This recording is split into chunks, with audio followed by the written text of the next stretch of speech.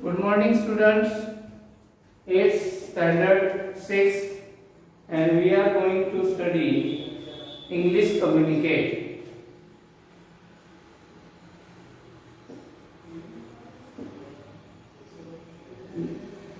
English Communicate.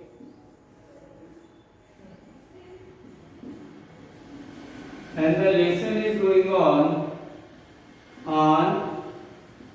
polynuclear.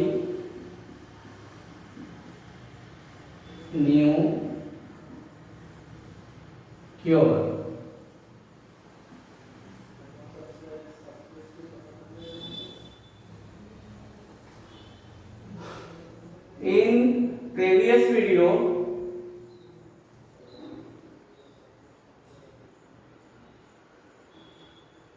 the lesson is going on and we have seen how the next day the boy Tom was getting bored and the situation became nuisance. And then Aunt Polly, when entered in the room, she became suspicious, watched water carefully, but she could not understand what's going on in the room, and so she relaxed. Now, one day, Tom was in the act of closing the crack when his aunt's yellow cat came along. एक दिन क्या हुआ, Tom जो है तो जो floor था उसकी क्रैक उसको फिल कर रहा था लिक्विड से।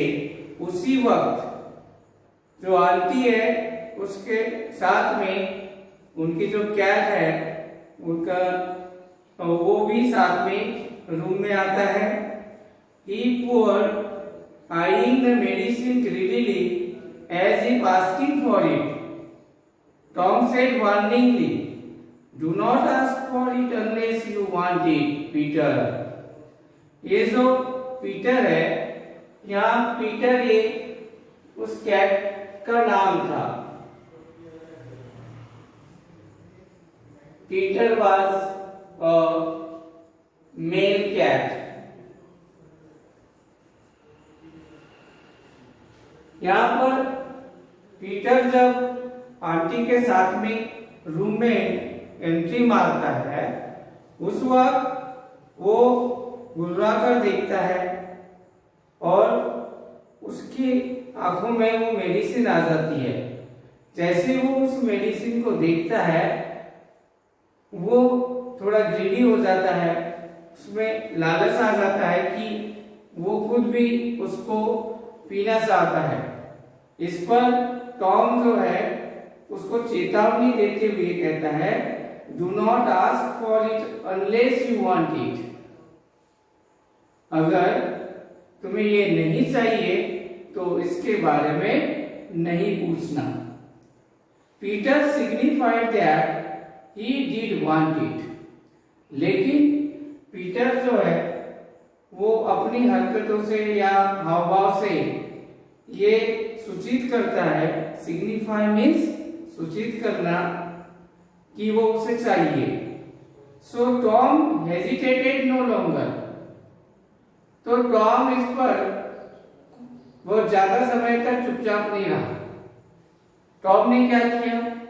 He forced Peter's mouth open and poured a generous amount of painkiller down his throat. Peter जैसे ही सिग्निफाई करता है कि वो मेडिसिन उसे चाहिए, इस पर टॉम हेजिटेट नहीं करता।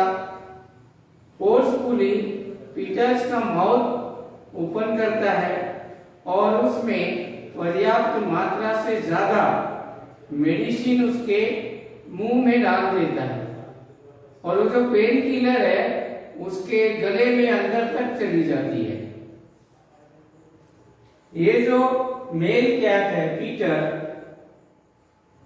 इस पर इस मेडिसिन का जो परिणाम हुआ वो कैसा था? The effect was instant and electric. बहुत ही तेजी से इस दवा का असर पीटर पे हुआ, इंस्टेंट, तुरंत हुआ, इलेक्ट्रिक, तेजी से हुआ, विद्युत गति से परिणाम हुआ।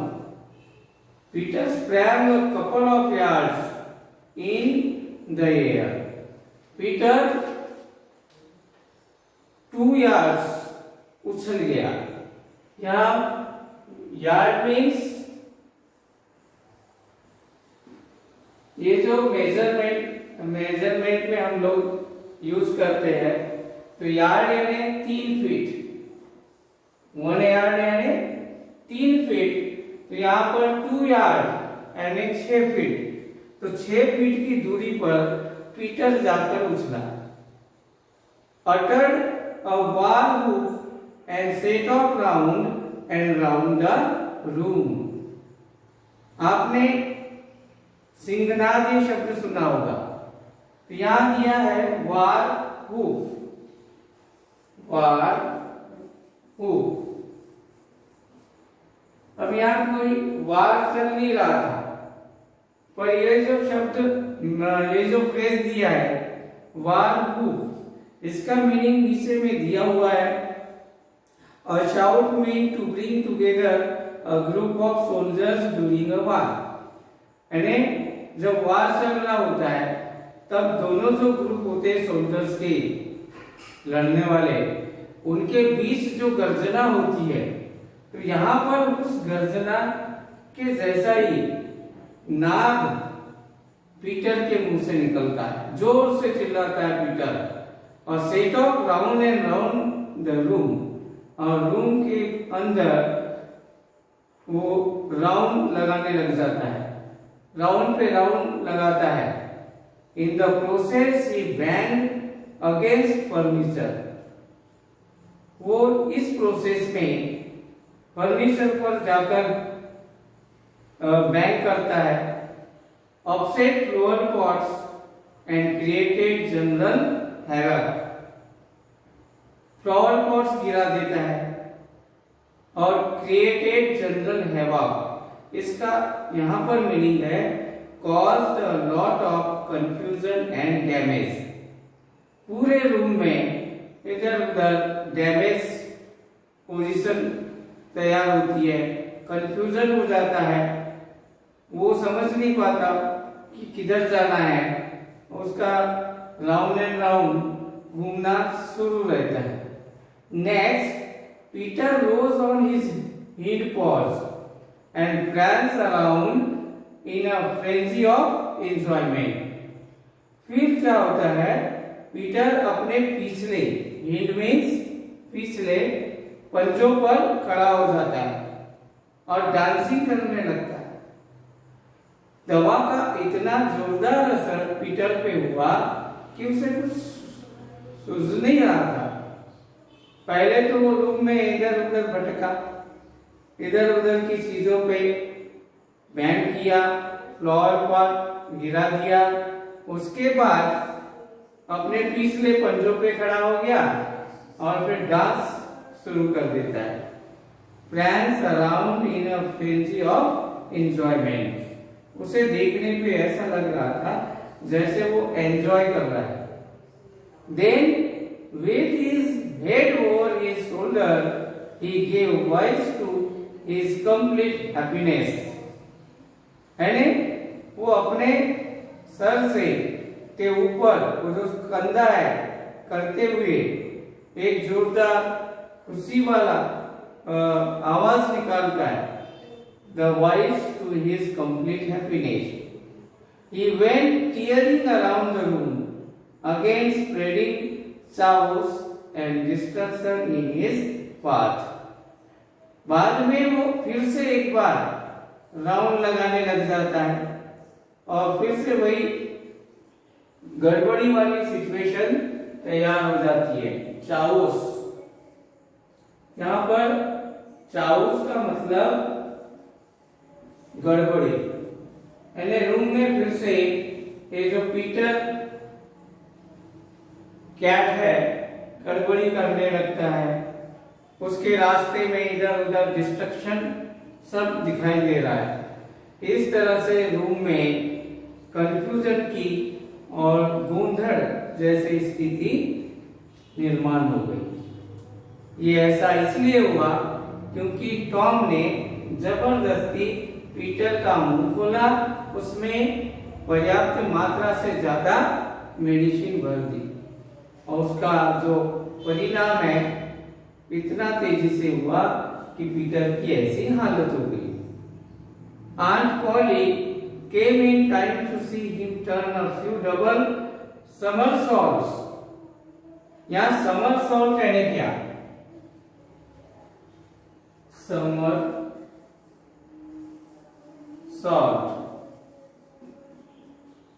इसका मतलब होता है कलाबाजी।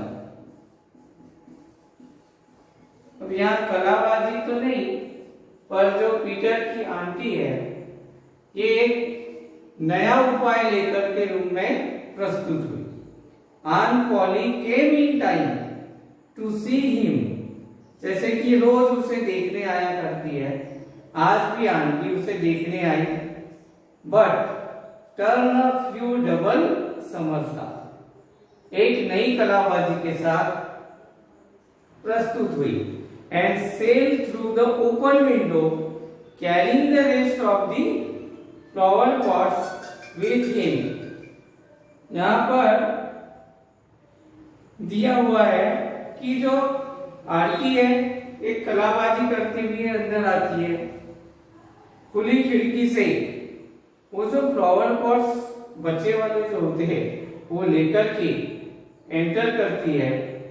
The old lady stood frozen with astonishment, और जैसे ही अंदर वो ओल्ड लेडी आती है उस उनके चेहरे पर आश्चर्य झलकने लगता है। एस्टोनिश होना यानी आश्चर्यचकित होना। तो एस्टोनिशमेंट यहाँ नाउन फॉर्म में दिया हुआ है। The old lady stood frozen with astonishment. Frozen means एकदम स्तब्ध, सॉलिड हो गई, एस्टोनिश हो गई, चुपचाप खड़ी हो गई और उनके चेहरे पे आश्चर्य झलकने लगा। पियरिंग ओवर हर ग्लासेस, अपने चश्मे से ऊपर की ओर झांक कर देखने लगी। टॉम ले on the floor shaking with laughter, और जो टॉम है फ्लोर पे आनंद से बैठा हुआ है, उसकी हंसी नहीं संभल रही है। He was shaking with laughter. Aunt Polly looked at Tom sternly and asked him what was wrong with the cat. पहले तो बहुत ही कड़क नजर से टॉम की ओर देखती है आंटी और फिर उससे पूछती है कि what was wrong with the cat. Cat के साथ क्या गलत हो गया, क्या बात है कि ये जो इस तरह से हरकतें कर रहा है। Tom replied that he really did not know. Tom ने प्रत्युत्तर दिया कि उसमें उसको सही में कुछ भी पता नहीं। He did not know anything what happened. Cats always act like this when they are having a good time. He spluttered. यहाँ spluttered means बड़बड़ाना। Splutter means बड़बड़ाना। यहाँ नया वर्ड है splutter। इसके और भी मीनिंग्स है, पर पैसेज में इसका मतलब बड़बड़ाना। तो वो अपना अकेला अकेला ही बड़बड़ाने लगा कि जब भी कोई कैट्स बहुत ज्यादा खुशी में हो तो ऐसी हरकतें करती है या करता है। तो cats always act like this when they are having a good time. They do they something in her tone want Tom to be a little careful. ये जो सवाल किया है या टैग लगाया है आंटी ने, दे डू दे। ये एक तरह से टॉम को सस्पिशियस नजरों से देखकर बोला गया सेंटेंस है। क्या वास्तव में कैट्स ऐसा करती है, कहने का ये तात्पर्य था। So the old lady bent down. Too late, Tom saw what Aunt Polly had seen. बहुत बाद में टॉम को समझ आया कि झुककर आंटी ने क्या देखा। The telltale spoon was visible under the bed cover. क्या समझ आया? Tell spoon. ये टेल स्पून क्या है? TEELTLE। यहाँ पर आपके दो फेमिलियर वर्ड्स है, TELL, TALE। इसके अलग मीनिंग्स भी है, पर पैसेज में इसका मीनिंग वो नहीं होगा। यहाँ पर हम इसका अर्थ लेंगे छुपा हुआ। यानी हरकत, नॉटीनेस करने के लिए जो हरकतें की जाती है उसे टेल बोला जाता है। तो द टेल स्पून यानी जो जानबूझकर छुपा के रखा गया था, ऐसा स्पून। नीचे में मीनिंग दिया है यहाँ पर, the spoon which gave away the secret. यानी छुपा कर रखा हुआ जो स्पून है वो विजिबल हो जाता है। कहां पर? बेड कवर के नीचे। Tom dropped his eyes.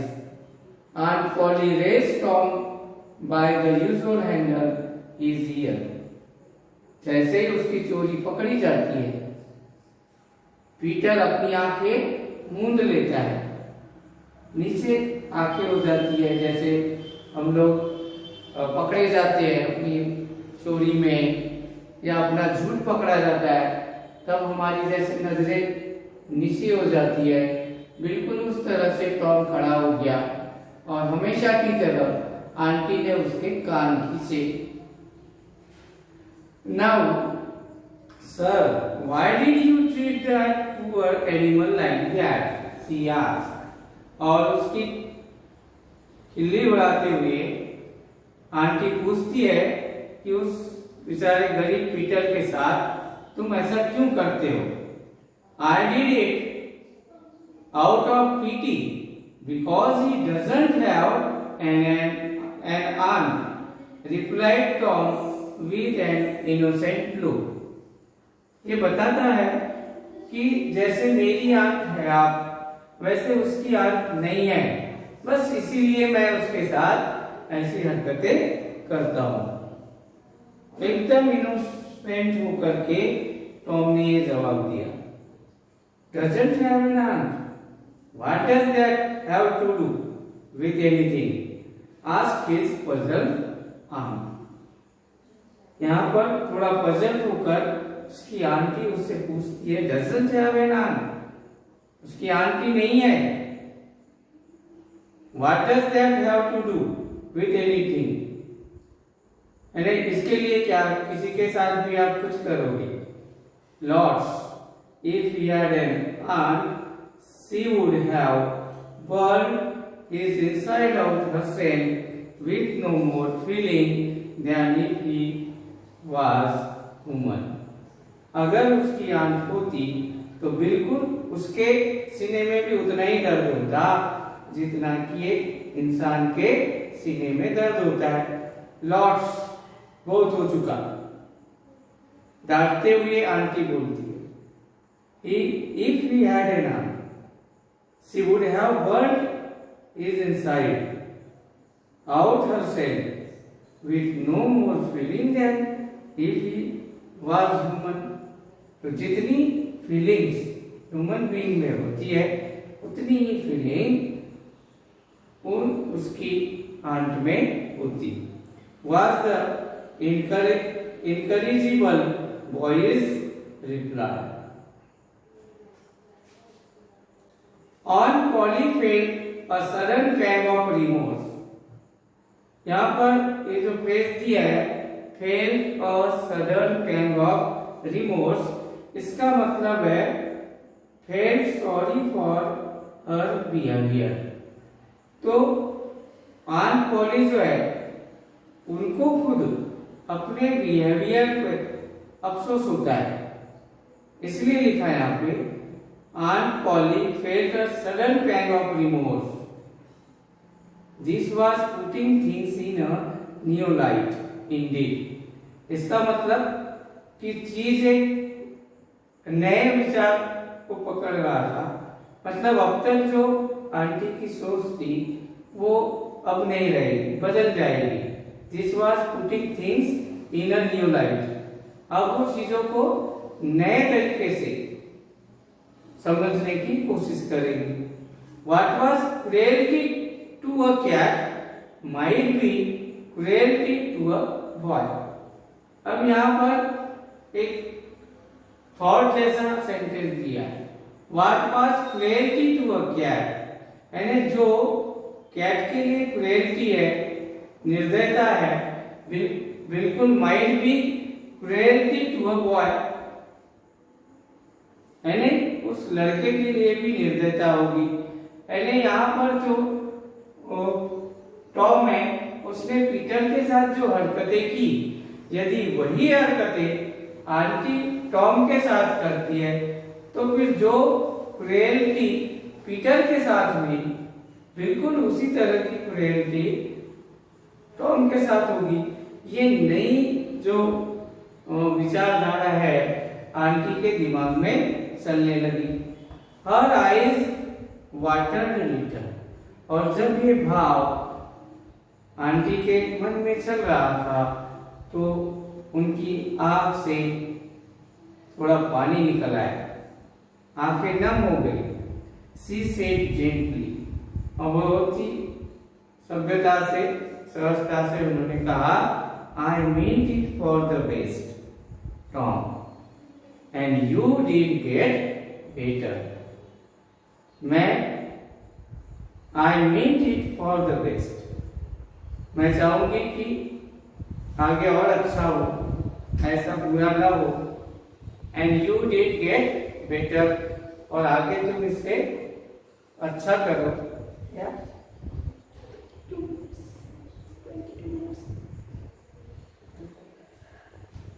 So I know auntie and I also mean it for the best.